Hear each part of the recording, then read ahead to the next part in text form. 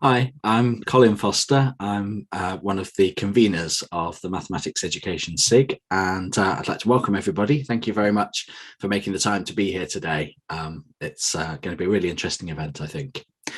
If we could have the next slide, we have three speakers today. I'm really delighted that they've been able to do this today. I'm looking forward to hearing what they have to say, and I'm going to introduce each of them just before they speak.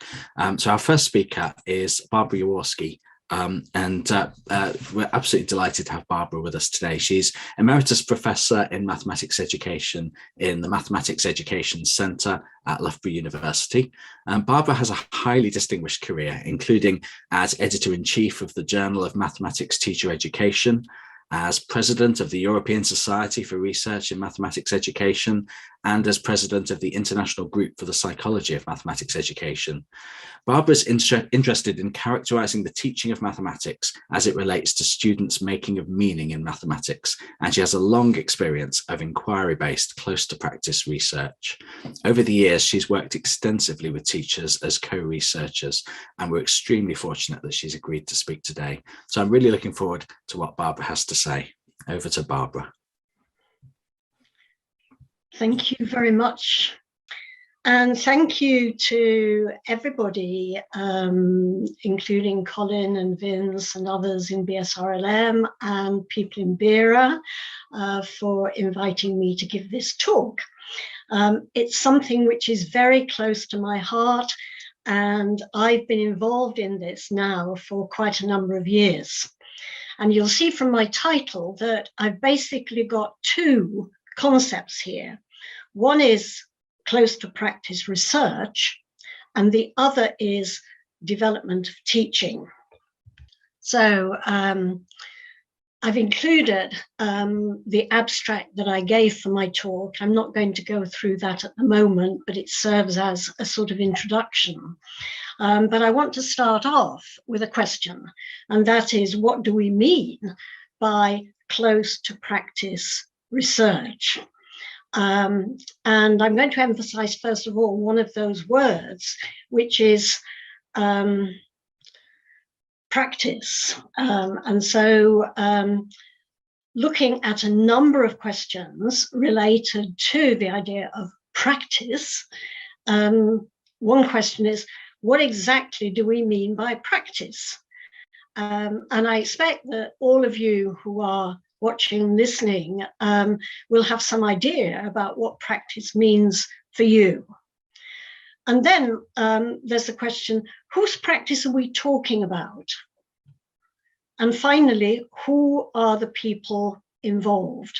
Now, before I go on, I hope you're saying to yourself something about what you understand by practice and whose practice and who the people are. So let's go on with practice. And we might think about the practice of teaching. And if we were to start discussing the practice of teaching, I'm sure we could go on all day and longer. But then there's the practice of research. And in a similar way, we could talk about that for a long time. What does it mean to do this research? And I think Jill is going to be addressing that a bit further later on. And then there's the practice of teacher education. I think that these three are probably the most obvious ones in relation to what we're talking about today. And of course, in relation to these, the people involved include teachers, teacher educators, and researchers. So we're thinking about those three sorts of practice, and we're thinking about those particular groups of people who are involved in those practices. Now, before I go further, I just want to mention a concept which is communities of practice. Some of you will be familiar with Etienne Wenger's writings about community of practice. There's no time for me to go into that here, but if you do know about this, then that is the basis on which I'm thinking about communities of practice, because very importantly for the relationship between close to practice research and development of teaching is the idea of collaboration. So we're thinking about communities of practice in which there is collaboration between teachers in teaching, or between all of these educators in engaging with close to practice research. So thinking about teaching and research and what's involved in those areas of work, I'm going to use a pronoun here, we, and I'm talking about we as in myself and all of you. And I'm sure that many of us are and have been teachers or teacher educators, in which we are trying to foster learning in others. And this word foster is a difficult word. I could say promote, or I could say enable, and possibly a lot of other words. And what exactly does it mean to foster learning in others? Well, we cannot make others learn, as we all know well. So for this, we need to engage with two important concepts in relation to teaching and learning, and those are pedagogy and didactics. Now, it may be that you have used the term pedagogy to include something about didactics, but I think it's worth having both words. So let's just think about what they mean. So as teachers or teacher educators, or both, we work with students and or teachers to promote their developing practice. So, you know, how do teachers develop the practice of teaching? How do teacher educators develop the practice of teacher education? And of course, we're thinking about students. And for students, the practice we want them to engage in is that of learning mathematics. And I would say that teachers and teacher educators, excuse my abbreviations, it's about fitting everything on the page, teachers and teacher educators engage with didactics and pedagogy. So here's what these things mean for me, and that you might disagree. I know that some of my colleagues internationally will disagree, but since it's what I'm talking about today, I want to say that didactics or didactics is about the transformation of the subject, in our case, probably mathematics, transforming the subject into tasks and activity for the classroom, so that students can gain understanding of concepts within the subject, and within the subject, this includes tasks, activity, use of language, etc. So if we're thinking about mathematics, then didactics is about how we transform the mathematics that we know for the classroom. And then pedagogy, which is equally important, I would say, is about creating the environment that supports the learning we're trying to promote. And in the case of teaching in classrooms, it could include grouping, interaction, exploration, and so on. So please keep in mind what I mean when I'm talking about pedagogy and didactics. Now, I've mentioned communities of practice, and in communities of practice, of course, we have practitioners, and they are the people who engage together in the practice. And in fact, teachers, teacher educators, and researchers are all practitioners. Here, we might start to think, or maybe continue to think, that practitioners can have more than one practice. And so, for example, we might talk about teacher researchers. Teachers who work in the practice of teaching, but take on the role of researcher in studying that practice. And teacher educator researchers, teacher educators who work with teachers to enable learning of teaching, are probably also researchers because they're required to be researchers in their university practice. So I'm thinking about practitioners who can possibly have more than one role. And this brings me back to close to practice, because in 2018, BERA commissioned a study.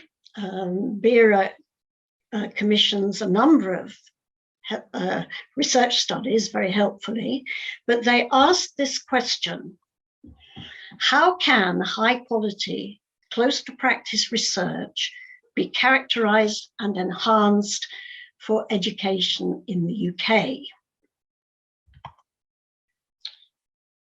It set up a team of researchers led by Professor Wise, and as part of their work, they presented a definition of close to practice research. So here is the definition. Close to practice research is research that focuses on aspects defined by practitioners as relevant to their practice, and often involves collaborative work between practitioners and researchers. Wonderful, because this is exactly what I've just been talking about. And although I hadn't used this term before, I adopted close to practice research to be useful in describing much of the research that I've been engaged in. And you'll find a report on the BERA website if you want to look up further aspects of this study.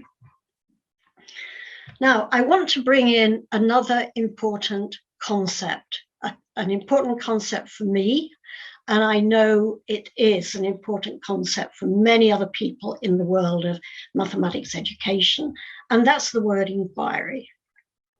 So CTP, close to practice research, might look closely at the pedagogy and didactics with which we engage in our teaching.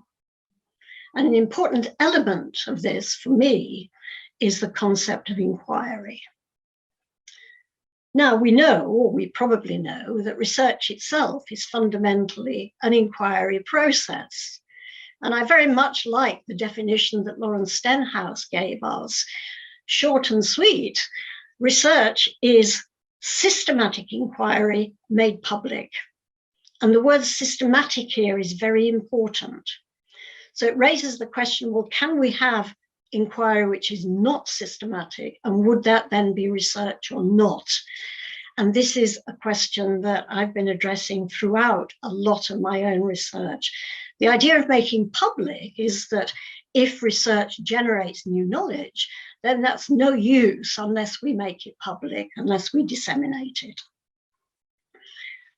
However, recognizing that inquiry is important in research, we should also recognize that it can also be an important element of teaching and learning, important to didactics and pedagogy, as we shall see, I hope.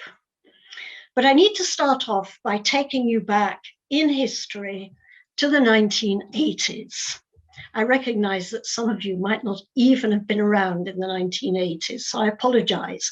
But this has been hugely important in the development of my own work. And in the 1980s, there was an important government report, the Cockcroft Report, into the teaching of mathematics in schools. In 1982, it had just been recently published. It was very influential generally, but one paragraph in that report became very important. And that was the claim that mathematics teaching at all levels should include opportunities for 6 elements of teaching. And you can see in my list there what these are: exposition, discussion, practical work, consolidation and practice, problem solving, and investigational work. Now, what was thought at the time fairly widely was that 3 of those, the ones I've written in black, were rather common anyway in mathematics teaching in schools. But 3 of those, the ones I've written in blue, were not. So there was a question about how to promote more discussion, more practical work, and more investigational work in mathematics classrooms. And the government department, which had responsibility for this, invited the Open University, in the Open University, the Centre for Mathematics Education, to prepare some materials to help teachers with these 3 elements, and to produce videos to go with those materials. The videos should show teachers engaging with practical work, investigational work, and discussion in their classrooms. And I was very fortunate at the time because I was a teacher. In fact, I was head of mathematics in a comprehensive school. And I was invited by the members of the Centre for Mathematics Education to work with them on this project. And this involved activity with schools and teachers, observing and supporting investigational work, classroom discussion, and practical work for mathematics teaching. I had the role of teacher as researcher, studying the teaching that I observed. And this research, I had not been a researcher before, developed as I worked with the teachers. And this involved developing relationships with the teachers, which I felt in the main were very good relationships. Some of them are still my friends. And what I can tell you is that I learned as much or possibly more myself as the teachers learned. And I was involved with the preparation of videos and notes for teachers together with colleagues at the Open University. So this was my first opportunity to engage as teacher, as researcher. Now I'm going to share a short anecdote from my experience in those days, working with teachers in schools. And I was in a school with a teacher, and before his lesson, we walked to the classroom talking about what he had planned for his lesson. And this is dialogue that actually happened then, it was recorded. And so he said to me, if today's activity doesn't get them there, I will try and develop a different activity that will get them there. And I thought, what does he think getting them there looks like? So I asked him, and I said, how will you recognize it? And he responded, all I can say is, I wish you wouldn't ask such difficult questions. That took me aback because it wasn't meant to be a difficult question. For me, it was a normal question. I really wanted to know. But in fact, I found that a number of the teachers that I worked with talked about my questions as hard or difficult questions to address. And I came to understand that these questions were hard because they were challenging. And one teacher, another teacher, not the same one, acknowledged this challenge. And he said, and again, it's a recording, the questions were hard because they were challenging. There were questions I thought I ought to know the answer to, but hadn't clearly articulated.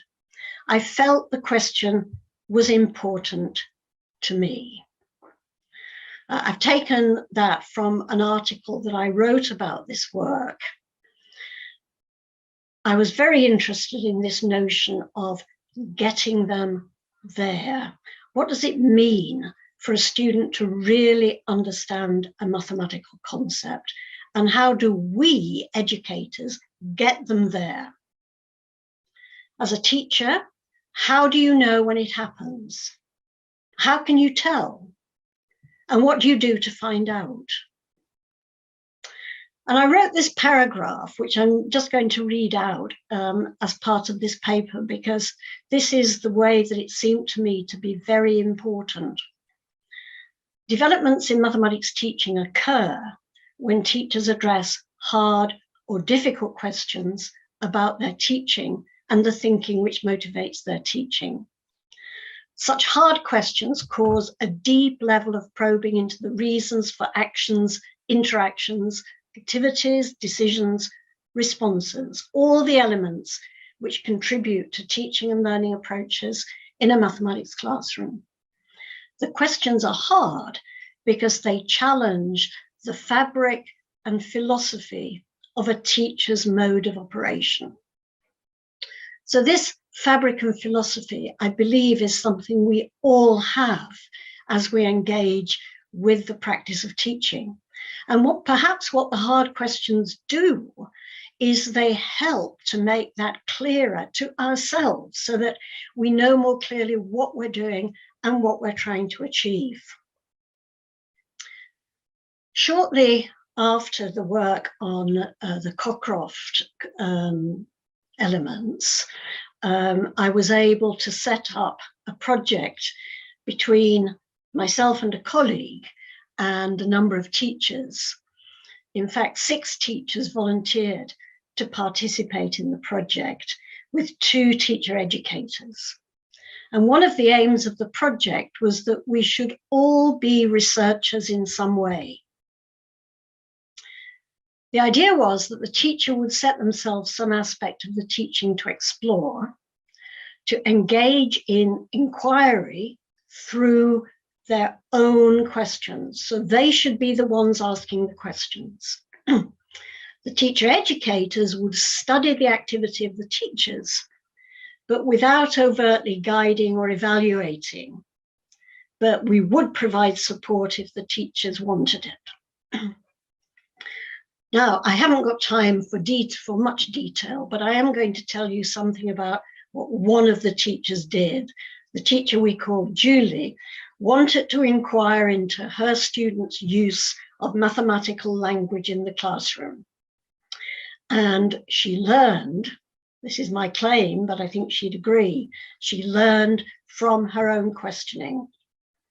The teacher educator would assist as requested, and where Julie was concerned, she wanted me to observe her teaching and give her some feedback. And I talk here about Julie's evolution. So her inquiry went through a number of stages, and I would say each evolved from the previous one. They were not pre-planned.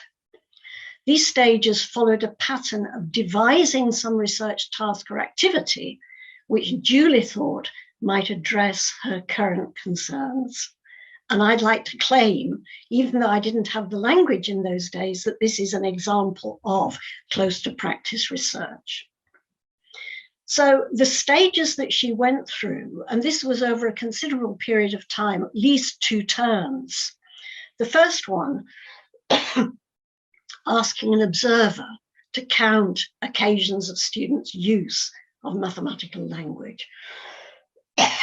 So I was one of the observers. I might say, I saw 10 uses. And she didn't find that very helpful. I could also tell her what the uses were, but she still didn't find that very helpful. So she went away and thought about it. And then the next thing that she did was herself, as she went around the classroom, to notice students' use of language as she moved from group to group, and particularly the aspects of mathematical language, which she also wasn't terribly satisfied with. She didn't feel that this was really giving her what she wanted, but perhaps she wasn't really sure what she wanted either. And she talked to another of the teachers on the project, and he said, well, I'm using a recorder in my classroom, come and see how I do it. So she did. And as a result of that, her next stage was to use a recorder with a group in a classroom to record what was said. And she listened to it in her drive home. And then from there, she started to analyze. She did this with various groups in her classroom, and she wanted to analyze what it was about the use of language that she found was important. And as a result of that, she came up with different characteristics, and she wrote her own paper for mathematics teaching. Now, we might say that Julie engaged in some form of research, and we might say that it was similar to action research. I had called it evolutionary, and we could see it perhaps as an informal version of action research. So action research has stages. The first stage would be the planning stage. What questions are to be addressed? What actions will be taken? How will data be collected and analysed, and so on? So really setting up the systematic nature of this research. Julie hadn't done very much of that. Then we come to the action stage with various steps within the action and feedback to the planning after each pass through the action, and perhaps 2 or more iterations. So planning, observing, collecting data, analysing, and then feedback. And over those actions, the expectation is that the teacher is able to address the questions that came up at the planning stage. And then, of course, what has been learned from the action, and how will this affect future teaching? There's a lot of very good writing on action research. I've recommended one, but there are lots for you to find. So Julie's research was not as systematic as action research would ideally be, but I'm still calling it close to practice research. Now, I think that action research is a form of close to practice research. Another one would be design research, or perhaps lesson study, or perhaps learning study. I don't have time to go into all of those. But the characteristics are the clear structure of action stages and iterations. And the more clearly it's planned and structured, the more rigorous is the research. There's more we can rely on its findings or the knowledge that it produces. I suppose Julie's research was not very rigorous, but for her, it worked very well. She learned from it, and it sincerely aided the development of her teaching. So for me, an alternative to the term evolutionary, when I say it evolved from one stage to the next, a term that I might use would be developmental. Her own thinking and practice developed. She understood better what she was looking for and how to achieve it. So the MTE project worked with 6 teachers, and it was a developmental research project. So for all of the teachers, there was learning and development, and certainly from the teacher educators, there was learning and development. It had involved collaboration between the teacher researchers and the teacher educators. Both gained insight into their own practice through their engagement with the project. And in particular, the teachers gained a voice to express their insights, to articulate what is important to them and why. And in fact, 2 of them wrote papers for mathematics teaching. Now, the idea of inquiry was central, and the teachers were more comfortable to talk about inquiry than about research. They had the idea that research was something up here, very important, and probably beyond them. But they liked the notion of inquiry into what they were doing, developing their teaching, and then possibly using inquiry approaches in mathematics with their students. I want to talk about co-learning with respect to inquiry, learning together through inquiry. And at the time that I was doing this work, inquiry was gaining visibility throughout the international world of mathematics education, and particularly in North America. And I was particularly inspired by some of the people doing that research. And two of those were Gordon Wells in Canada and Marilyn Cochrane-Smith and Susan Lytle in the United States. But there's lots more of that work that we can learn from.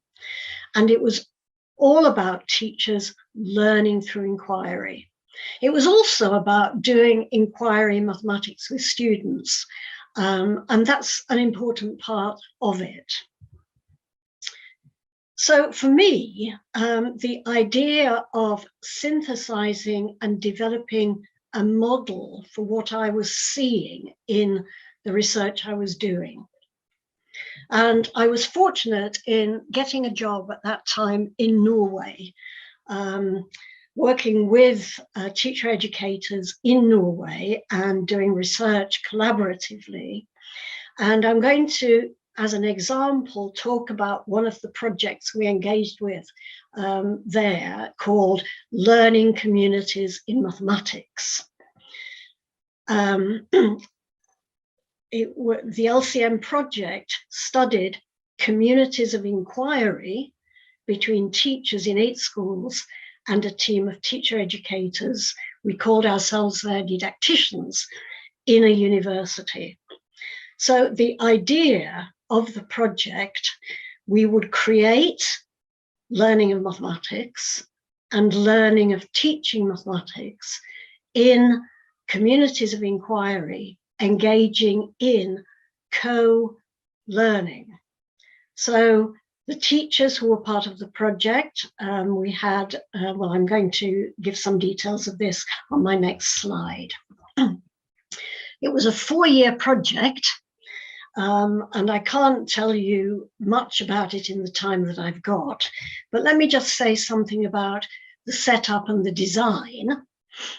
It involved didacticians from the university and teachers in 8 schools, from lower primary to upper secondary. It required a minimum of 3 teachers from each school to support the collaborative work, and that the school leaders should support the project. We had 3 years of field work with the teachers, and associated with the work in schools, we had 3-hour workshops each, 6 3-hour workshops each year. We held those at the university and they were all recorded. This led to planning and teaching in school, which the teachers organized, but if they invited us, we went in there and helped in whatever way they found helpful. And as a result, we created videos from classrooms as a developmental and research tool. So this is just a brief account of what we did. Now, what were we trying to achieve and how were we trying to achieve it? Well, the design was based on inquiry in 3 layers. It involved didacticians and teachers doing mathematics together and discussing didactics and pedagogy in the workshops. It involved didacticians designing tasks for the workshop, so mathematical tasks that we could do mathematics together, and then the teachers modifying these tasks for the classroom and or designing their own tasks. And of course, if they modified a task for early primary school students, it would look very different from a task for higher secondary students. So there was a very important synergy there in terms of the different classrooms and schooling related to the tasks and the workshops. It involved both didacticians and teachers inquiring into our own practices. So this was not only the teachers learning about their own practice, but we didacticians were also learning about our practice. And both groups had communities of inquiry with their own colleagues, where they explored the learning from the activity. The didacticians were conducting what we called outsider research into the development in the project as a whole. So this was a 4-year project. We worked with the teachers for 3 years, starting from very elementary, looking at mathematical tasks and doing maths together, and gradually moving on to study of teaching and thinking about teaching, and highlighting the aspects of didactics and pedagogy that we were engaging with. So here we were seeing inquiry in 3 layers. I haven't yet mentioned these layers. In fact, they were not well identified at the beginning of the LCM project, but they emerged as we worked in the project. So the first of these layers involved inquiry in classroom mathematics between students and the teacher. Now, in the workshops, we had focused on tasks in mathematics which were inquiry-based. We had worked on them together, both teachers and didacticians together. 1 or 2 didacticians had provided the task, and the rest of it came to the task without pre-preparation. So we worked together on the task, and then after doing that in plenary, we talked about what we'd been doing in the task, what the issues were in working in this way, what the difficulties were, and how the tasks might look if we took them into the classroom at the different levels. So the primary teachers talked rather differently from the higher secondary teachers. And this raised issues, because things that you can do in the primary classroom, you might not be able to do in the higher secondary school when you have a very demanding curriculum leading to final examinations or something like that. So the dialogue that happened both in the engagement with the tasks and the plenary afterwards, where we talked about some of these issues, was prior to the teachers taking the tasks or providing their own tasks for their own students, and then reporting back on that as they did in future workshops. Now, the second layer of inquiry is inquiry between teachers developing their practice collaboratively through inquiry. So the idea of inquiry community was very important here. As I've said, teachers work together in inquiry groups to think about their practice in the classroom. Well, didacticians did that as well, to think about their practice with the teachers. So we were modifying what we were doing constantly through our discussion in inquiry groups. And then the third layer was inquiry between the didacticians and the teachers, gaining insight into their own development through studying teachers' learning. So this developed throughout the project, and it was very interesting that the teachers told us sort of halfway through that what happened in the project was very different from their expectations. They said to us, "You are the experts. We thought you would come and tell us how to teach." And in fact, some of the teachers were very cross that we hadn't done that. They expected that they would be told how to teach. But together, working in the workshops and then the teachers designing activity in the schools, which we went in and joined because most of them invited us to do that. And in the end, we went in with video cameras when the teachers felt that they would like to record their activity on video. And then the videos gave us something to talk about together. So the progress from starting to talk about mathematical tasks, inquiry-based tasks together in the workshops led to us eventually talking about the learning process and how we were all developing our practice in different ways. And different teachers talked differently about this. There was some common ground in terms of what we were talking about, but there was a lot of difference in the ways that it was handled. And we learned such a lot from listening to the different ideas that each group or each person had. And one of the things that became very important from this activity was that tensions and issues arose in the inquiry process. It wasn't all sweetness and light.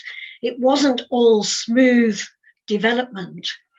An important part of that development were the tensions and issues that arose in the inquiry process and how we developed, how we dealt with those ourselves.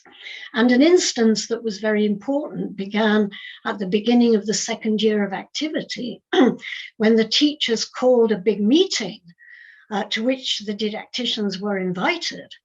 And they told us in the beginning, we've engaged with this project in your ways, but now we want to set some rules for how we proceed. I don't have time to go into that here, but we've written a lot about this. And as a result of analyzing the data that we got from all of these discussions, the didacticians beyond the project have done analysis of the tensions and issues and used activity theory to talk about this. Now, you've probably noticed, but I should say here that I've been referring to quite a number of papers as I've gone through this, because of course I can't in a short 50 minutes tell you everything that is to tell about this or go deeply into these issues. So if you're interested, the papers are there for you to read, and I'm going to provide a references list that you can access through BERA later on. However, thinking about the inquiry in 3 layers, I just want to diagrammatically show something of how these layers are linked to each other. And so centrally to the whole model, and this is a model which we've gone on to use in different ways, in different circumstances, at the center of it is the classroom activity with students, inquiry in classroom mathematics between students learning mathematics with the teacher. And then surrounding that is teacher inquiry in developing teaching. That is, teachers doing research or inquiring into their practice as teachers, thinking about what they're doing with the students, asking questions about that, and inquiring into their own teaching and sharing that in communities of inquiry in their schools or with educators beyond their schools. And in our project, this layer involved the teachers with support from the didacticians. And then the third layer is the layer of research inquiry, which is about making sense of the development of mathematics, learning and teaching in the 2 inner layers. And this involved mainly the didacticians, but some of the teachers were interested and did work with us in the research. I could point to papers that we wrote, which involved both didacticians and teachers. So the teacher inquiry involved looking with inquiry eyes into what was going on in the classrooms and making sense of it. And the didactician's inquiry involved looking into the two inner layers and making sense of that. The teacher inquiry looked at particularly the designing of tasks and teaching units that they engaged with, and the didactician's inquiry looked particularly to linking extant research and theory with what we were trying to do here. So this now has formed a model which we've been able to take with us and use in different projects. And I'm coming to the end now. Before I do end, I just want to mention another project which has been going on for 3 years and which is just coming to an end. It's called the Platinum Project, Partnerships in Learning and Teaching in University Mathematics. What does it mean to teach university mathematics through inquiry? It's been an EU project, Erasmus Plus, for 3 years, involving 7 countries and 8 partner universities. Notice in all these projects the idea of partnership between people doing different kinds of jobs at different levels. And here we've been studying the development of inquiry-based teaching in communities of inquiry in university mathematics, based on the 3-layer model as a framework for the project, with each partner designing mathematical tasks and teaching units for their teaching groups and exploring or inquiring into their success with students.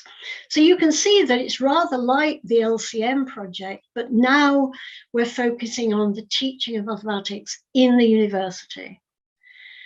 Each of the teachers in the project, some of them were mathematicians, some of them were mathematics educators, some of them were people and I'll say just in inverted commas, acting as a teacher of mathematics in a university course.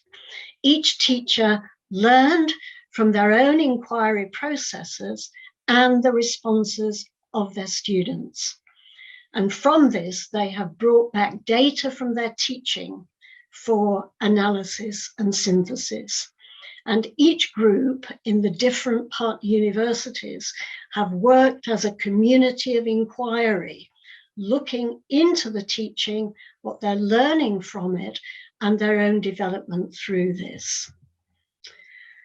And then as a result of all of this, reflective inquiry, we might look back to Dewey historically for introducing this idea, involving collaborative questioning of our own teaching and learning from the questions raised. And we are at the moment writing a book. We're under pressure to get it finished. The project ends on the 31st of December, and we've got deadlines for the production of the book in January. Finally, let's come back to close to practice research. I've given you 3 examples of projects which I claim are using ideas of close to practice research. The close to practice can be seen as developmental research, that is, research that promotes development through inquiry as well as studying it. The definition emerging from the works of the BERA team demands in many ways a more formal or rigorous approach than we have used in these projects. For us, the most important part of the projects has been development, although we've been able to publish papers showing the outcomes of this research. In the 3-layer model, rigor comes in the 3rd layer, where experienced researchers analyze data emerging more widely and relating it to what is known already through research. And important, as I've said, are the developments in didactics and pedagogy for all participants. Thank you. Barbara, thank you so much. That was a really fascinating talk with so much in it, and I would love to dig into many aspects of that, and we do wish you really well with the book, and that's going to be a fascinating output when that comes. There are, if you go into Slido, you can put a question to Barbara if you'd like to, and I will put those questions to her. If you go to the Q&A section in Slido, and there are a couple of questions there already, and so if you're willing, Barbara, I'll just pass those on to you. So the first one is about rigor. I know that you mentioned that Julie's research was not very rigorous, and so somebody, Helen Harth, is asking, how should we conceptualize rigor in inquiry-based research? And I know you began to touch on that just now at the end when you talked about the third layer, but could you say a bit more about how we might conceptualize rigor in close to practice research, please? Well, yes. I mean, obviously, if we are researchers, there is a demand on us to do rigorous research. And one of the important things about the Platinum project is that the people we engaged with in the universities were not experienced researchers, they were experienced teachers. Most of them had not engaged with inquiry-based research, so that was the task, developing inquiry-based research and showing how it can lead to teaching development. But from the joint participation, the collaboration, we gained lots of insights to the activity of the teachers. And from that, those of us who were experienced researchers were able to engage more rigorously in the ways that we were familiar with using theory. And so ultimately, what I'm saying here overall is the importance of the collaboration at the different levels. A teacher can engage in research alone in the classroom. There's nothing to stop that. And if the teacher becomes an experienced researcher, then the two things can be combined. But for the projects that I talked about, the most important thing for the teachers was the development of inquiry-based research, not the doing of rigorous research. And so we had to have a compromise, and the compromise was mostly handled by the collaboration. Those of us who were experienced researchers were able to do more rigorous work, but we were able to support the others in the developmental side of the activity. And by the way, let me say hello to Helen. It's nice that you are part with us, Helen. Thanks for that, Barbara. Thank you. I'll just go straight on to another question. There's a question from Jenny Stacey. When you were working on the Norwegian research, what language were you working in, English or Norwegian? And did the language differences raise any issues? This is a very insightful question. Clearly, all of the Norwegians spoke Norwegian, and in the classrooms with their students, they spoke Norwegian. But a couple of us in the LCM didactician team were English. And we had come to Norway to work in a doctoral program there. And in a doctoral program, of course, people need to read papers in English. And so the language in the doctoral program was English. And so in our didactician team, most of the people there were people who spoke English very, very well, and were willing that the language of the didacticians should be English. But then, of course, there was the dialogue between the didacticians and the teachers, and that was in both languages at different times. And of course, my colleague there, my English colleague, who was Simon Goodchild, we were learning Norwegian, but not at a level that we could really engage with the Norwegian in the classrooms. And the questions that were arising. But however, you know probably that Norwegians are very, very good generally at English. And so we had many useful conversations with the Norwegian teachers in English.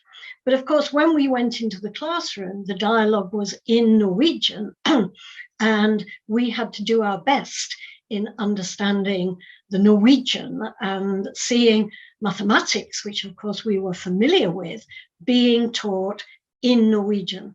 So the answer to the question is both, with some compromises, but in the main, due to the Norwegians being so good at English, we were able to make ourselves understood in whichever language seemed most appropriate at a given time.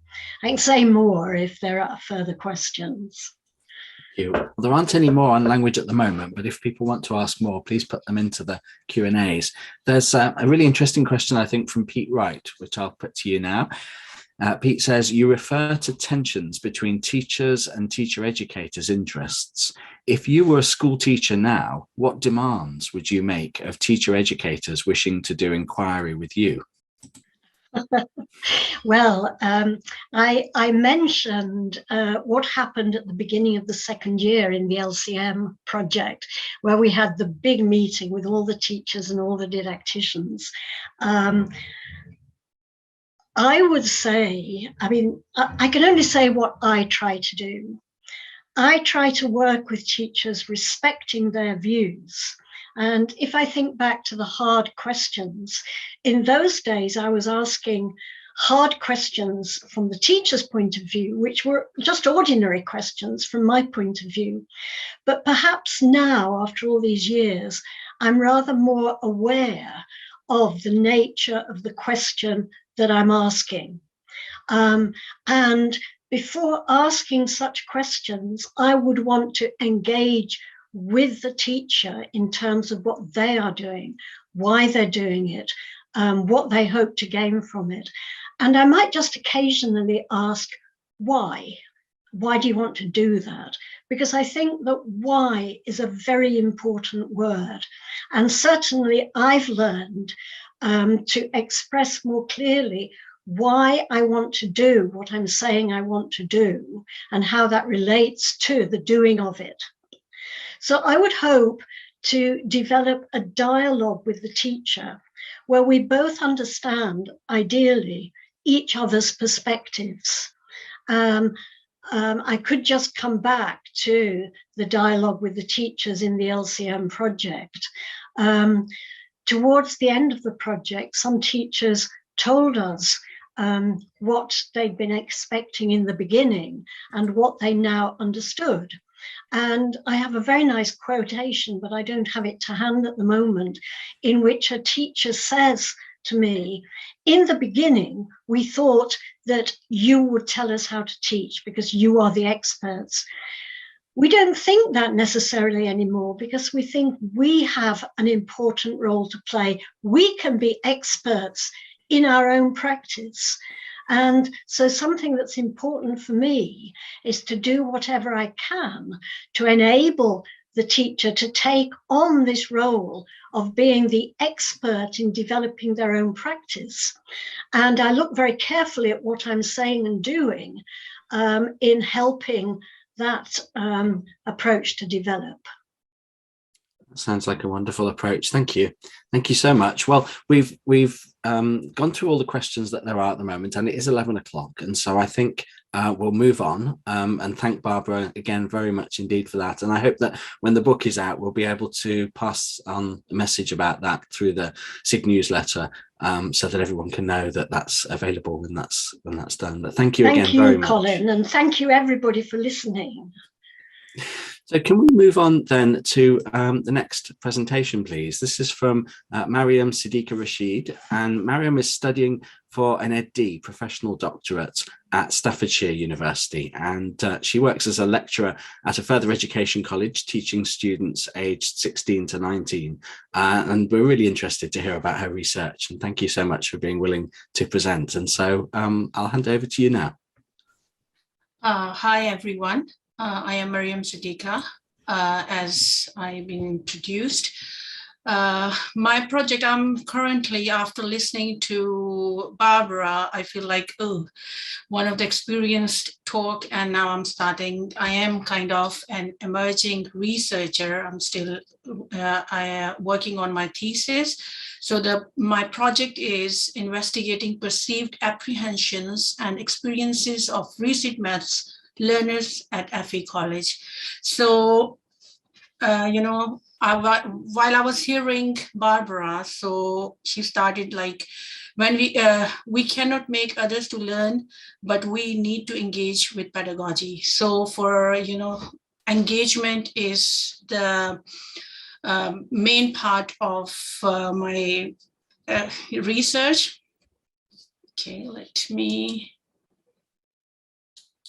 Okay. Yep, I think now it's working.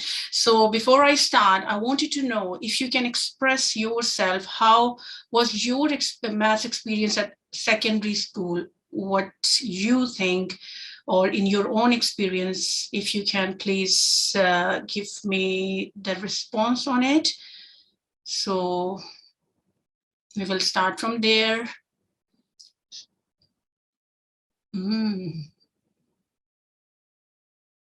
Okay.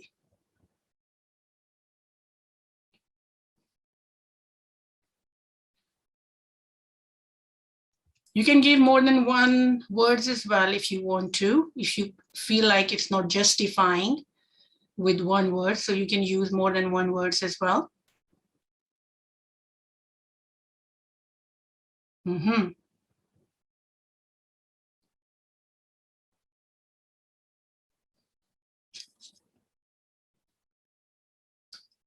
Okay, if I see the responses, so these responses also mixed, because most of you, I think, are related to maths and still working in the maths field. So you might have good or bad experiences, but the same questions, if I ask someone else, so most of the time it's kind of like more negative responses than the positive ones. Even here, you can imagine here, like the secondary school experience for most of them is kind of like more, it feels like more challenging kind of.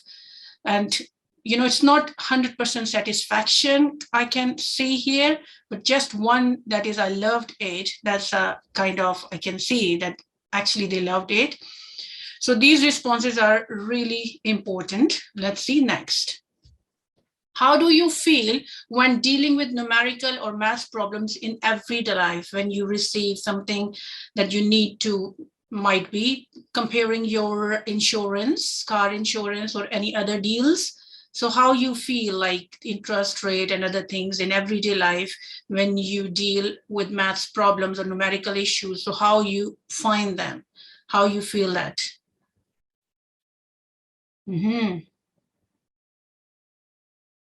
Okay. Again, you can use more than one word.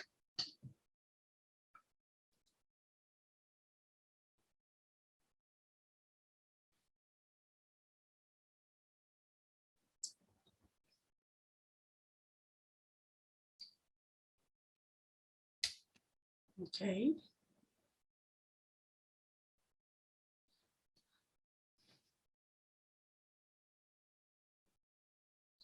Okay, I receive confident.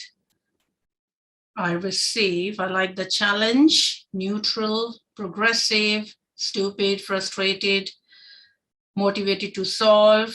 That's good. Yeah, quite few good responses. Okay. So the same question, if I ask the young generation nowadays, and with the most of the people in everyday life I come across, it's kind of like they find it really frustrating. They find it really challenging. They find it like, it's like, what if, sometime when I use the functional aspect of math, when I'm teaching that, some students, I give them scenario and they said, I would not want to do this. I don't want to buy that certain things if I have to do that much calculation to buy something like that. So anyways, from here, let's go. What is my study background? So I am a GCSE and functional skills maths teacher at Further Education College.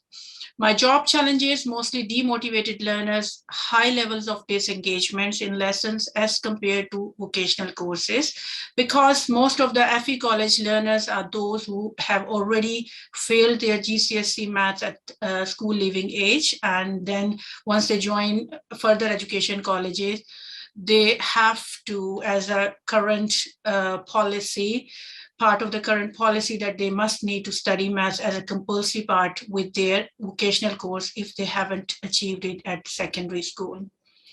So my inquiry based, because as a maths teacher, I always felt like, because my background of teaching of school, learning background as maths, is from another country. So when I became a teacher in this country, and I felt like, because it's not teaching, it's always kind of challenging behaviors. So I always thinking, what happened in the background, why these students are that much demotivated and they hate math that extent, that the challenge is not teaching them, it's the challenge is to convince them first, give it a go, let's try again. So that's the more important. So that's why I always curious about to know what are the background factors that made them like that, the nature of the subject, or what else in the background.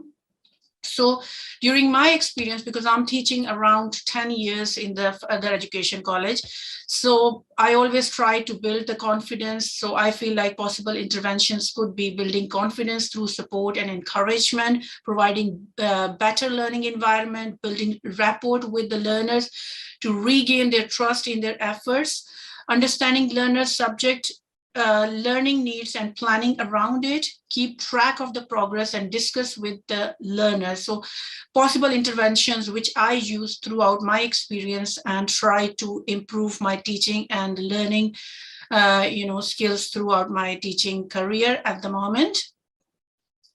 So my research, the title of my research, which I am working on as a doctorate program at Staffordshire University, is what are the perceived apprehensions and experiences of recent maths learners at FE College.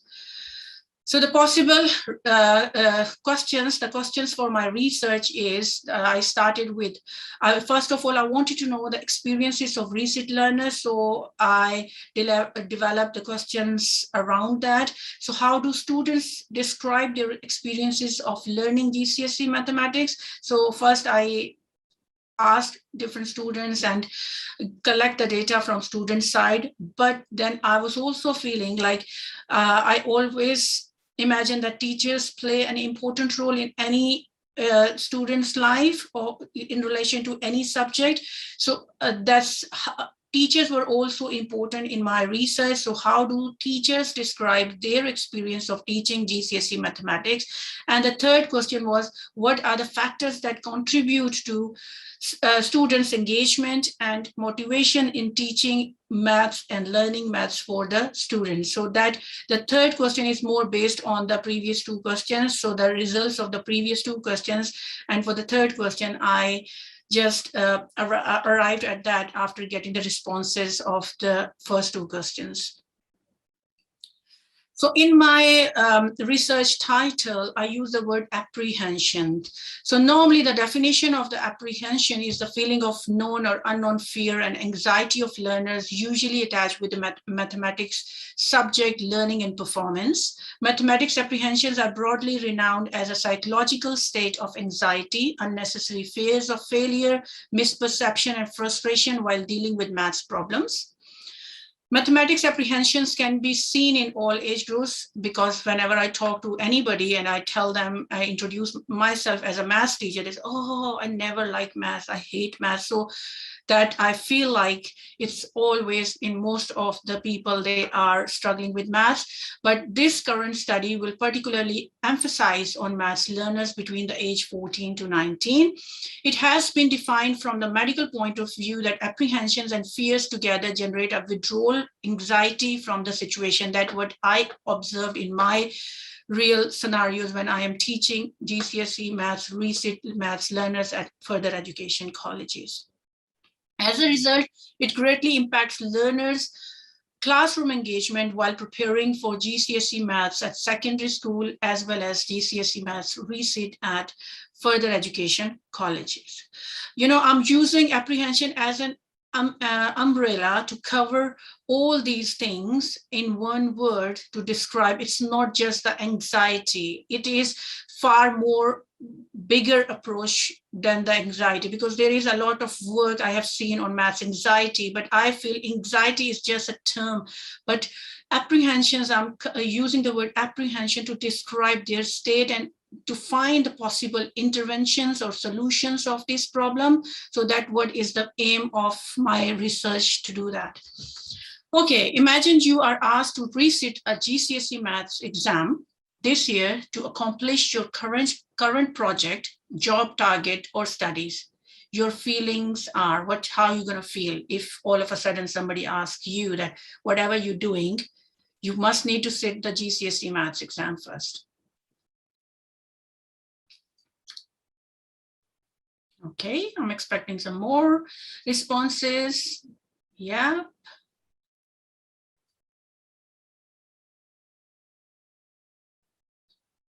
Okay. Apprehensive. Wow, I'm inspired.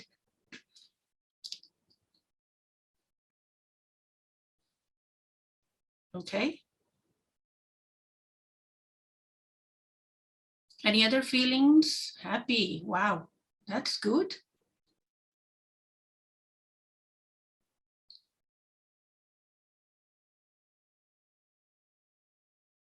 Confident. Okay.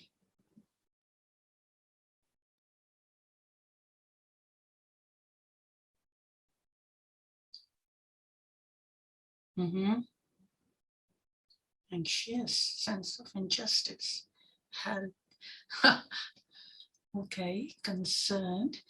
Yeah, so you can imagine from here, like the responses I'm getting from the people who are already working in the field of maths education. That's why you are here. So you can see the mixed message I'm getting here. They are not 100% like, okay, I'm ready to do that, or I will enjoy that.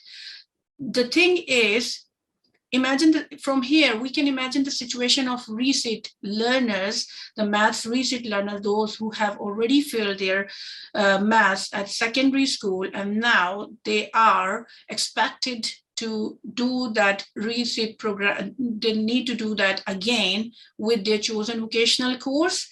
So you can imagine their situation from here. So you can see in this, the anxious came up as the feeling here. So we are all experienced in our fields, and we are somehow in contact with maths, and we have these feelings. So from there we can imagine the situation happening with the resit maths learners.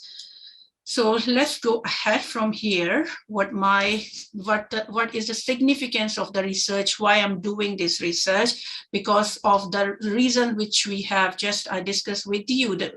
And you can imagine yourself as well. Most of the previous research has emphasized on secondary school learners' behaviors, attitudes, motivations, and the quality of mathematics teaching. There is significant limited research on factors which provoke these issues in secondary school learners, particularly for mathematics. So because the thing is, if you can imagine, I am more inclined towards the student side, because I feel like we need to consider their feeling, their perspective as well, and what are the experience they are facing that resulting in their behaviors like this. In order to promote the healthy relationship of learners with the GCSE mathematics course, learning and achievement, it is important to understand the background causes of the apprehensions and issues faced by the learners. There is a gap in FE sector research on these issues of mathematics research learners' apprehensions and teaching and learning approaches to improve the situation. The pass rate, you can imagine, like the pass rate in recent GCSE maths learners is only 20% in the UK, which is a sign that the GCSE maths recent learners are not getting the right treatment and assistance to improve their negative attitudes and achieve the course even for the second time. So you can imagine here, from here, this is, I particularly use here, which describe the percentage of 16 to 17-year-old by activity in England. So you can imagine here from the year 1985 to 2019. So the students, those who are in full-time education, because according to the current legislation and policy that they must need to be in full-time educations until the age of 18, the pressure is increased because those who are in full-time education and they haven't passed their GCSE maths or English, the pressure, most of these students, they join further education college. So the thing is, the pressure is building on further education colleges. And when you go next, you can see here, this is telling the results of the GCSE maths. You can see here there is a more gap. Those who are failing, all below this, you can see around 30% of the students, they fail their GCSE maths or achieving below grade 4. They are the ones who turn towards, further education colleges, and the burden on further education side is getting massive throughout these time.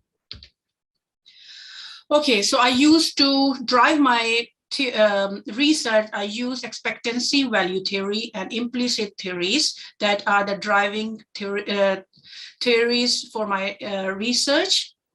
Methodology, I use the qualitative design to obtain an overview of the problem within a specific scenario. And I have observed most of the maths-based inquiries are quantitative, but for my research, I feel like the quantitative method cannot justify the behaviors, the experiences of the learners. I use focus group interviews and semi-structured interviews to interview the teachers. Criteria for sampling, I use, for students, low achieving, the criteria for sampling, low achieving maths research learners from further education colleges. And I use my own college face-to-face interview, but these interviews happened before the pandemic.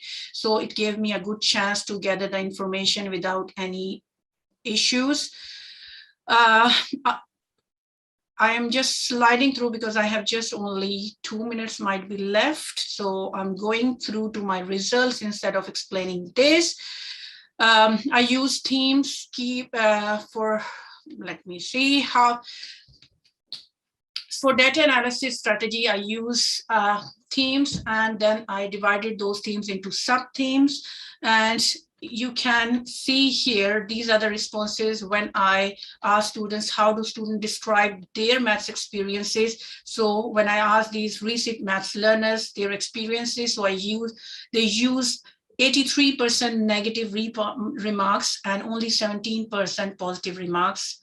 Okay, that was quite shocking when I asked learners what they think about their previous maths teachers and classroom environment. So most of the things they describe, you can see in these pictures what they describe and how they describe. So these pictures can describe their feelings about their classroom and their maths teachers.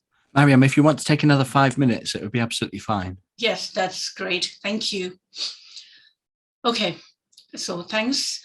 So I use focus group interview in 2 stages. In first stage, I asked them about their general, feelings about the maths teachers. How was the experience about in relation to their, teachers, in relation to the school, and how they found the environment in the class, what kind of students were in that same class, so how they felt about that. But the second stage was more rigorous. In this, I asked them investigating learners' awareness of the mathematics course offered as a compulsory part of their education. So I wanted to know how they feel about why they are doing this course once again, and why the government is spending that much money and emphasizing that they must need to resit in the maths. So I wanted to know what they think about that. So they were, most of them, it was quite surprise for me that most of them, they feel like good about maths, like it's good that they are getting a second chance, important and useful, because now they realize it is important.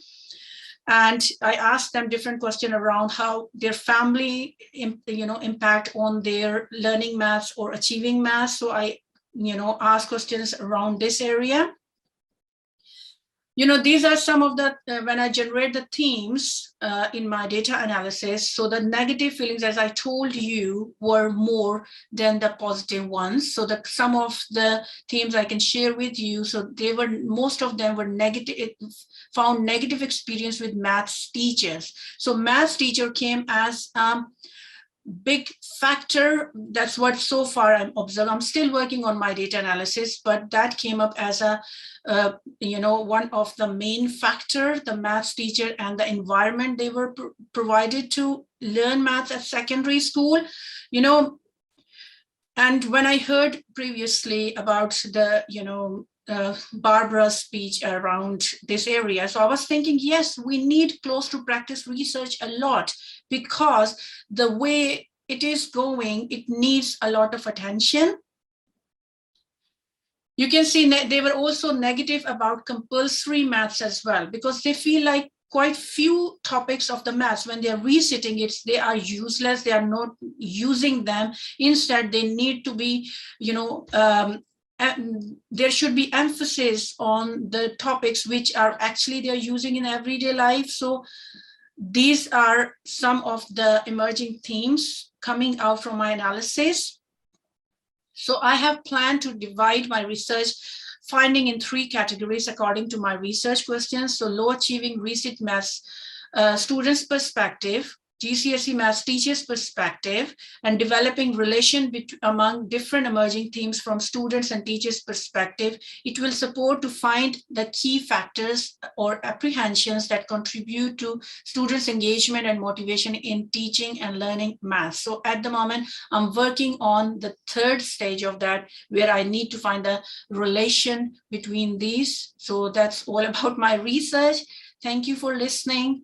And if there is any question, I'm ready for that. Thank you. Thank you so much, Mariam. Thank you. That was really, really interesting, but quite sad, I found, with the negative experiences that the students were reporting. Can you say a bit more about what those are and what the things the students are saying about those experiences?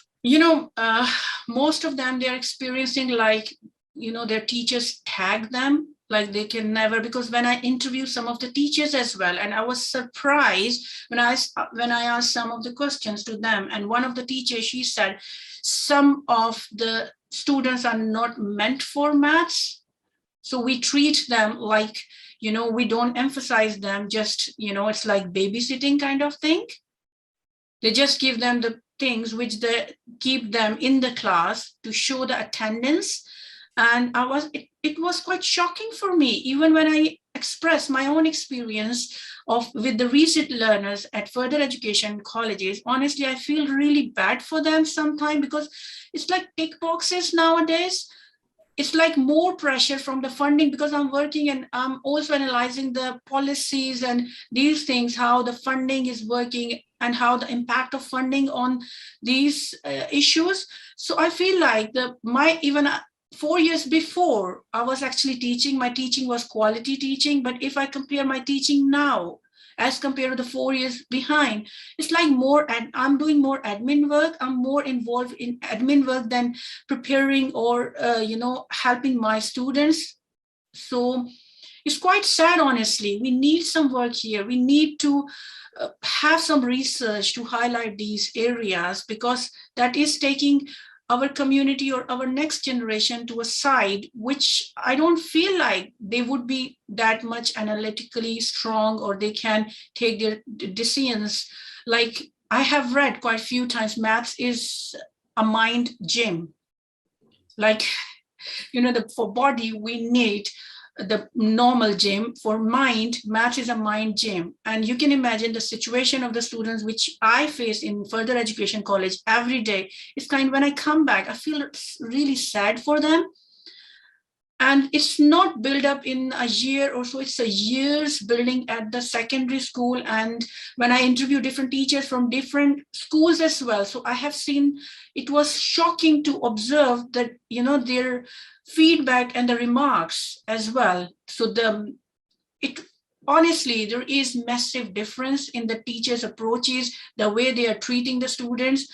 So I feel like the students somehow, whatever their experience is, like they found, when one of the students recently, she told me, like, she was put in ability set 5 or set 4. And she said before that, she was enjoying maths. But because of somehow behavior or some reason, they put her on set 4 or set 5. And then she said, I just gave up. And in that class, we were always messing around, and just teacher were not teaching, always agency staff. There was no learning, we just have fun time there. So I just assumed that I can never do the maths, and I gave up. But when I am teaching now, and I feel like she has skills, she could pass if she could get the right treatment at that time. Instead of just highlighting the behaviors, we need to treat all students same.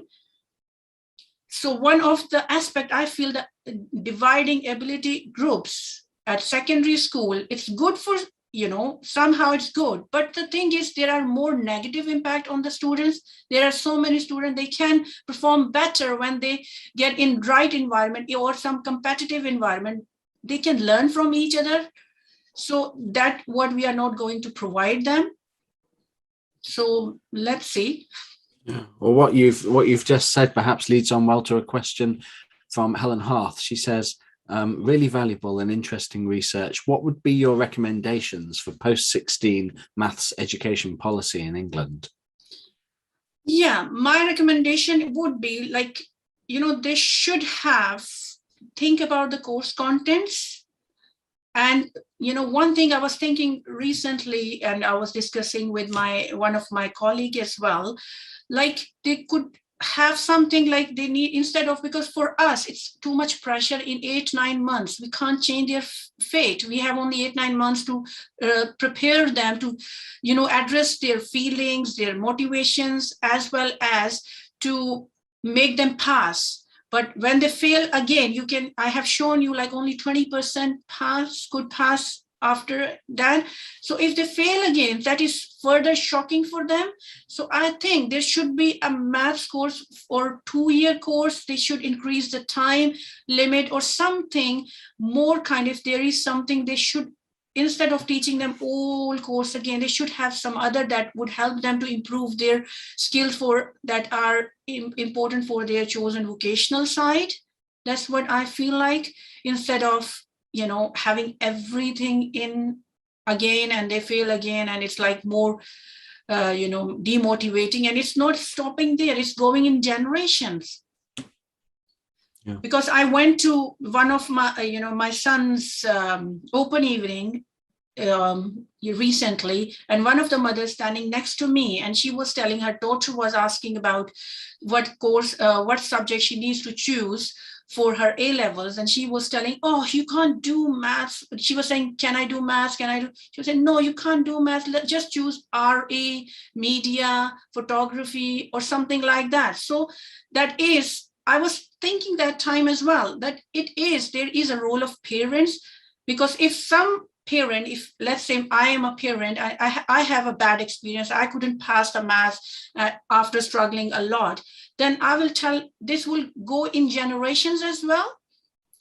And, you know, this is a very vast topic, but there is very little attention towards that at the moment, because I'm researching, I couldn't find that much work on this.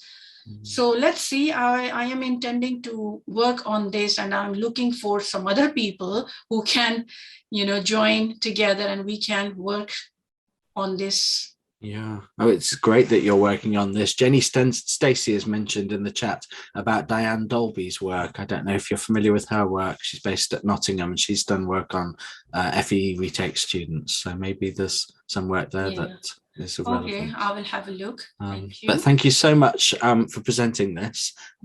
Really interesting work, but clearly an area that needs a lot of attention. So thank you very much indeed. Thank you. We're going to move on now to Dr. Jill Adams, who's going to present next. Jill is a reader in education at the Sheffield Institute of Education in Sheffield Hallam University.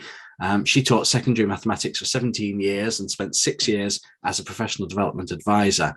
And her research interests include understanding the sociocultural and individual factors influencing learning, particularly in relation to mathematics teacher learning and to doctoral researchers' experience. And I'd like to just mention that with Gwen Innocent, Jill will be taking on the role of co-convener of this mathematics education SIG, taking on from Vince and I as we finish. So welcome to her, and thank you, Jill, very much for doing this session. Thank you very much, Colin, and thanks too to Mariam and to Barbara for such interesting presentations. So I'm going to just, in this very short presentation, just dwell a little bit on how we might look beyond the familiar and the everyday when we're researching our practice and start to really challenge our preconceptions. And I'm going to do that really by focusing on alternative perspectives and also a little bit on time and the nature of time in our research. And I think I'm going to be drawing on the challenges that newer researchers will face, but not only newer researchers. These are challenges that kind of keep returning, I think, as I work. And I'll draw on my practice and research experience, and also on my the experiences that I've benefited from, really, as I've worked with doctoral researchers. So until very recently, I led our professional doctorate in education at Sheffield Hallam University and had the opportunity to learn from doctoral researchers firsthand, really, the challenges they were experiencing as they researched their practice. So that's where I'm going to kind of focus today. So I just wanted to start off by thinking about practitioner research and what it is for you. So what words you might use to define practitioner research or describe practitioner research. And I think Barbara's given you a good heads up on this morning, so it's not a test that you're listening to Barbara at all here. But what words would you use to define practitioner research? What does it mean to you?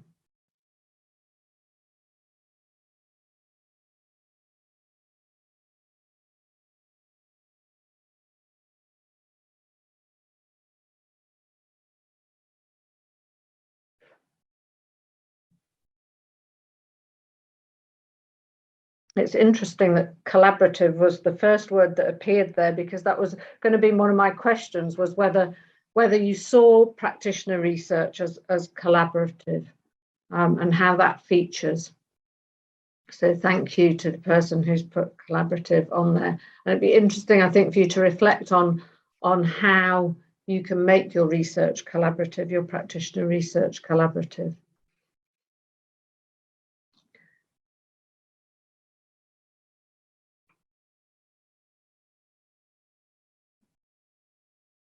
That's great. There's lots of comments coming up now. So collaborative definitely features there. And people have mentioned that it's personal, that it starts from practice, from an issue in practice. So I'm going to move on now.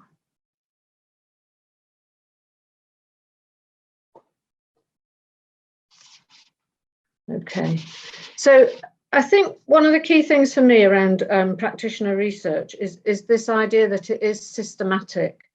And also, and Barbara talked about this earlier, that it's systematic inquiry made public. And I think that making public is really key there, about sharing that research in whatever format is relevant really to you. So that might be with colleagues, in your school, or more widely.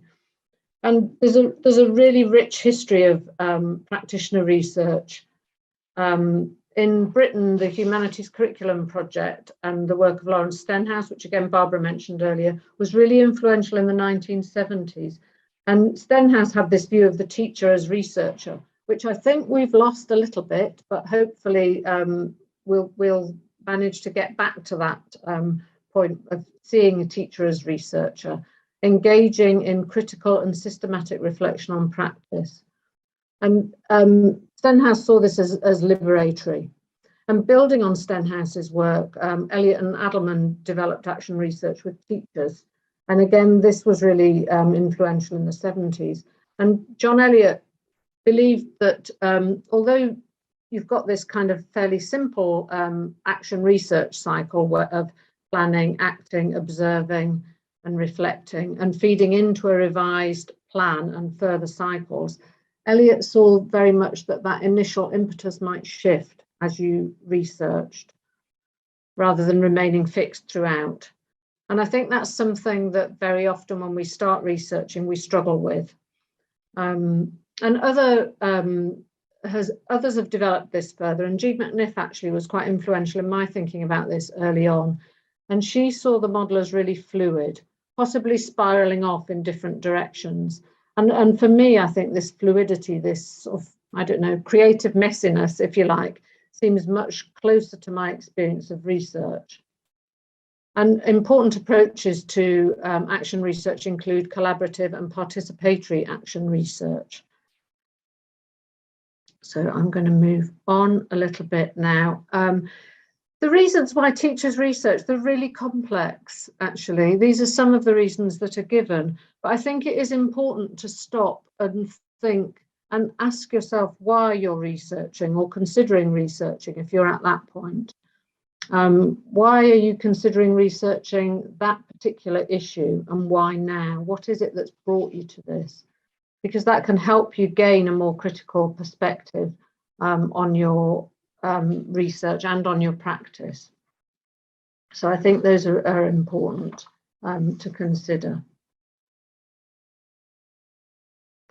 So I want to talk quite a bit now about challenges and about welcoming these challenges that research brings us, actually.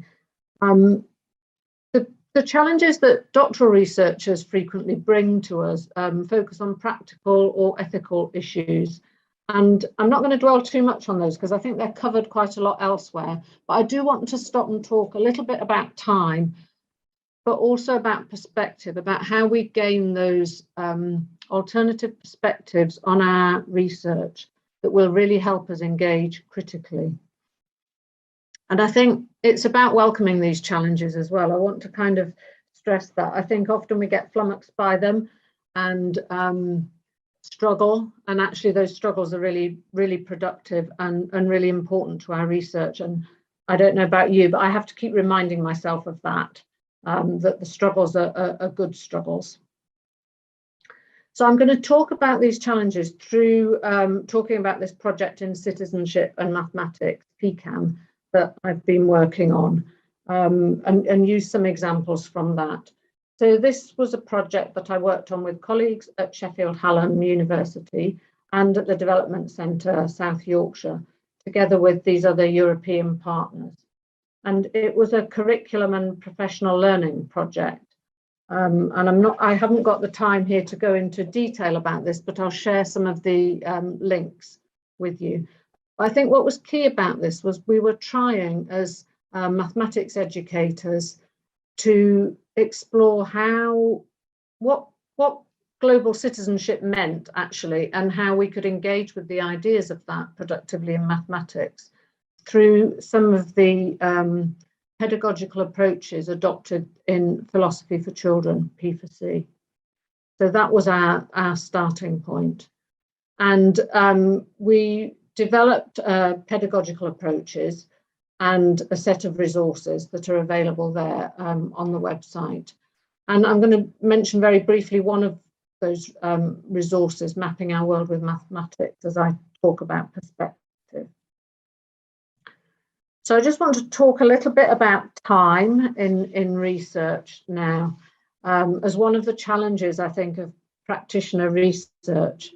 And it comes up in many guises, I think. But the first bullet here, this was one of the things that was raised by these doctoral researchers, sharing their experiences of doing a part-time doctorate. And for them, doing research was a way of claiming time, making space for themselves, for their own development. And they really related this to their happiness. Doing something I enjoy, so that makes me happy. And there's something here about having and making a choice to do research, to do this particular piece of research in this way. And I think that's related for me to these different timescapes. Colleagues and I were reflecting on our work with teachers on a couple of different projects, actually, and teachers were reporting on the busyness of everyday school life, on the lack of time, the fragmented nature of the day, the fragmented nature of the curriculum, the demand for pace and catching up. And this seemed at odds, really, with this concept of expansive time, where tasks can be lingered over and understanding deepened. And they were the sorts of tasks that were part of these projects. They really needed this expansive time, this dwelling on mathematics. And I can see these timescapes in my own work, particularly in the shift that I find is often necessary when I move from teaching or administration to research. Research time, of course, it's regulated too in some ways, but most often requires expansive practices. That pondering, that mulling over, that going for a walk with, articulating, listening to colleagues. And I think this is an aspect to attend to in practitioner research as we continually refine our strategies for making time for research, for sitting with uncertainty and for learning or relearning what to do when we're stuck, much as we do in our mathematics practice. And then the final temporal dimension of research, really, I think is really strong, particularly when we look back over our own experiences, studying how sociocultural contexts vary over time. So I'm just going to spend a few minutes now on perspective, on approaches to gaining a more critical perspective on our practice, how we can step back from the everyday. And I think that's particularly hard when we're engaged in research about our practice. So you might be familiar with Brookfield, Stephen Brookfield's 4 lenses. He talks about assumption hunting in his work on the critically reflective teacher, and that really stayed with me, resonated with me. So he talks about the lenses of learners, of peers, and of exploring your own position in relation to your research and practice, and grounding all of this in the 4th lens, in that theory, in the critical study of theory. And actually, Mariam, in her talk, illustrated how she is engaging with some of those perspectives in her research when she was talking about learners and colleagues' perspectives. So the learners' perspectives, I mean, this came out of this Mapping the World activity for me really strongly in the PCAM project. It was really quite productive. So teachers were the learners there that we were working with, and they were trialing and questioning the resources that had been prepared through the project. And this task that we worked on involved this inflatable globe. And the teachers' questions and responses to that really made me question my own assumptions that I'd made about classrooms, the classrooms they might be working in, and the resources that would be available, and the implications that had for students' learning. So although we'd thought about resources beforehand, actually being confronted by the teachers' responses really gave me an additional depth to that reflection and helped me think more deeply and make other connections about what was going on there for those learners. And I think for the learners, sharing their understandings with each other really also was valuable in sharing those perspectives before thinking about beginning to teach. Another really valuable perspective is that of examining our own experience. And I think this is a really important resource and perhaps underutilized in mathematics education research. So again, it's asking those questions, you know, what's brought you to this particular piece of research now? How do your experiences of mathematics learners or teachers influence your practice? And I was struck working on the PRiME project, working with these beginning teachers as they worked on one of the activities that we used, which some of you might recognize as I first saw it as a SMILE mathematics activity. And their responses to that really helped me engage. And I think one of the things that's key here when we're thinking about our own experience is policy. So engaging critically with policy and looking at how that's changed and how that influences what's happening in practice. And then the lens of theory. Well, I think we've seen already this morning how our research as practitioners is often sparked by an issue in practice.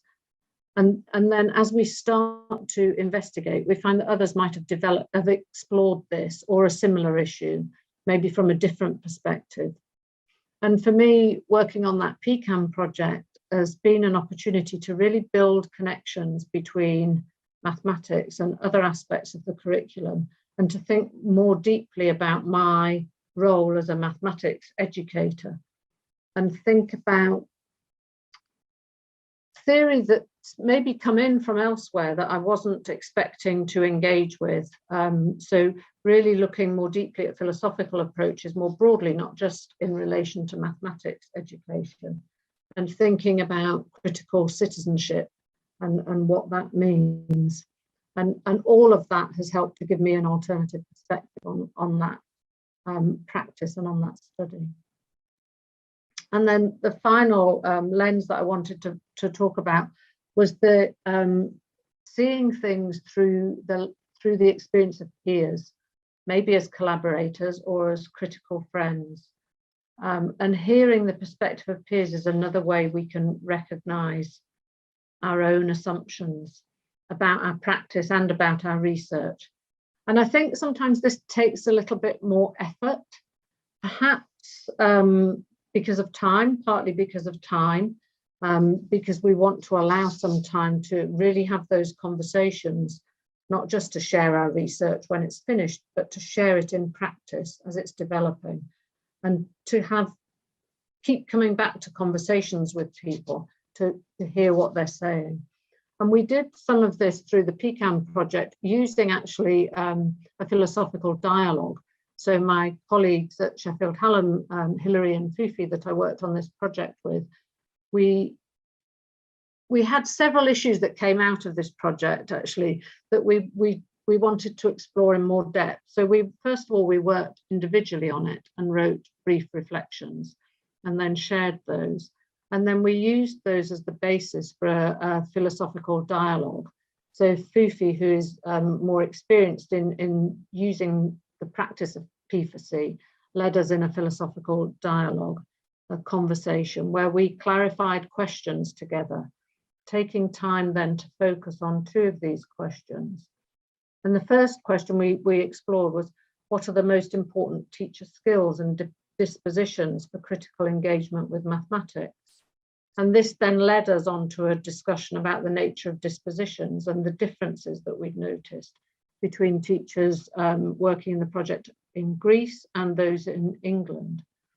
So that kind of potential of philosophy to really unsettle, to make us uncertain, but also to ask more questions and probe our understanding and learn from each other was really valuable. So just to pull this back together, I'm coming back to these challenges. I can't separate them out. They look like they're neatly separated in this image, but they're not, they're intertwined. And I think for me, that challenge of seeking alternative perspectives from which to view our research is is a fundamental one that we need to be continually grappling with in our work. And I'd encourage you to take and make opportunities to share work in progress, to reach out to critical friends, have those conversations, no matter how awkward it might feel when you do so. That's another challenge in itself, I think, doing that, but it's really important to look elsewhere as well and see how practice in other contexts, in other countries, in other cultures, can help you reflect on the practice that you're engaged in. And then just finally, whoops, I went too far there. Now I need to find the back button. Here we go. So a word of warning this is from John Mason, and if you're not familiar with John Mason's Researching Your Own Practice, the Discipline of Noticing, I'd recommend that as a really good starting point. So this warning, I hope, will help to remind you that the confusion that we can often find ourselves in that feels very individual when we're researching practice is actually part of the process. And I think we often start research thinking we're going to find answers and we're going to get everything kind of neatly tidied up, and actually it can just start to unravel. And as John says here, and what certainty evaporates and questions become more common than answers. And then finally, thinking about where next. And I think I quite like this photograph, but I think this is a really deceptive path. We can see it meandering, but it seems to imply there's just one route through the dunes. And I think often when we start researching, we think there's just one route, a clear route through the study that we're doing. But I think we have to keep in mind that at any point we can step off and explore, or just sit down and stop and think and set up camp and explore that little bit of territory in some depth. We don't need to stick to a fixed path. And I think that's one of the things, I think, when I very first started out researching, I kind of thought I had to follow what had gone before. And I think it took me a long while to realize actually I needed to know what had gone before in order to set my own path. And I think that's something that really stays with me. So I've just added on here just couple of the links to the website for PCAM and a couple of the papers that I've cited there. And there's a paper that Hilary and I have got that kind of picks up on that, the project, the PCAM project that's just out in RME. So thank you very much, everybody, for listening. Thank you so much. Thank you so much, Jill, for that, the advice and all those ideas. That's exceptionally helpful. Thank you. Jill is an absolute expert on anything research, and so if you'd like to ask her a question, we've probably got time for just one question if anybody wants to put that into the Q&A. Otherwise I'll ask her my question, and maybe while you're thinking, I'll just say that the slides will be available after today, so if you want those references, or Barbara's references as well, she'll make available, and so that will come through after the session if you want to look at that. I was just going to ask you, Jill, about that question that was asked to Barbara about robustness and rigor and that kind of thing, and how you think about that in terms of your those categories that you presented. What are your thoughts on rigor? Is that something we should be worrying about, and how do you think about that? That's a great question, Colin. That was a question that I was asked when I did my very first presentation at BSRLM as a new researcher.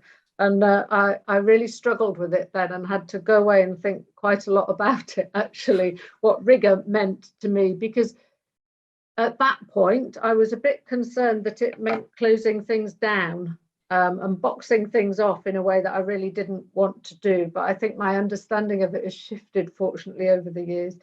And I think it's about, some of it's about transparency, about making it clear what it is you're doing and how you're doing it, and about who you are and where you're coming from. So exploring your positionality. I think rigor means different things in different projects, different ways of working. A lot of my research is narrative research. So it has a rigor, I think, has a very different meaning there. But I think grappling with that question in research is it's a really productive question to grapple with. So not one answer, but something important to think about, perhaps, whatever style of research you're doing. Well, thank you again, Jill, ever so much. And I think we've had 3 really fascinating presentations today that I hope has been a really good stimulus. It certainly got me thinking about all kinds of stuff. And I'd just like to thank again everybody who's been involved today. I particularly like to thank Bira and the Bira office and Meti for all her work behind the scenes. Again, thank you to our speakers. Thank you to Vince, who is co-convener of this SIG, as he and I, this is our last event before we hand over, and it's been a pleasure doing this event today, and thank you all for coming.